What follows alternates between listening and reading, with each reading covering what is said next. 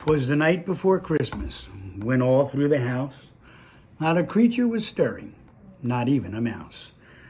Stockings were hung by the chimney with care, in hopes that St. Nicholas soon would be there. The children were nestled all snug in their beds, while visions of sugar plums danced in their heads.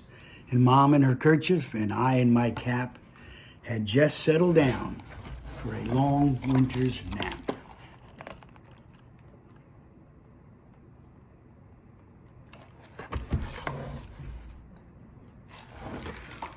When out on the lawn there arose such a clatter, I sprang from my bed to see what was the matter.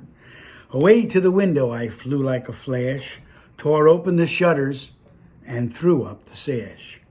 The moon on the breast of the new fallen snow gave the luster of midday to the objects below, when what to my wondering eyes should appear but a miniature sleigh and 8 tiny reindeer.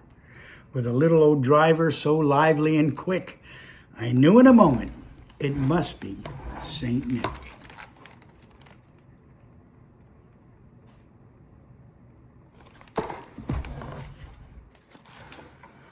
More rapid than eagles, his coursers they came, and he whistled and shouted and called them by name. Now Dasher, now Dancer, now Prancer and Vixen, on Comet, on Cupid, on Donder and Blitzen, to the top of the porch, to the top of the wall. Now dash away, dash away, dash away all. As dry leaves that before the wild hurricane fly, when they meet with an obstacle mount to the sky, so up to the housetop the coursers they flew, with a sleigh full of toys, and St. Nicholas too.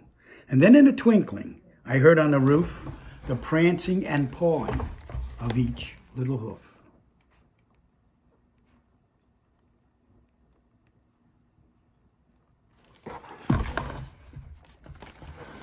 As I drew in my head and was turning around, down the chimney St. Nicholas came with a bound. He was dressed all in fur from his head to his foot, and his clothes were all tarnished with ashes and soot.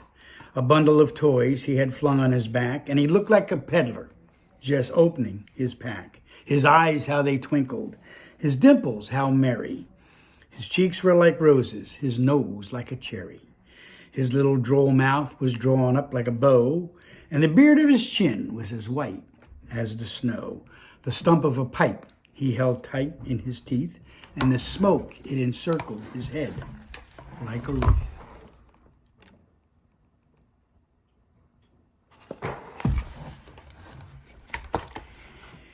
He had a broad face and a round little belly that shook when he laughed like a bowl full of jelly. He was chubby and plump, a right jolly old elf, and I laughed when I saw him in spite of myself. A wink of his eye and a twist of his head soon gave me to know I had nothing to dread. He spoke not a word, but went straight to his work and filled all the stockings, then turned with a jerk, and laying a fin side of his nose, giving a nod, up the chimney he rose.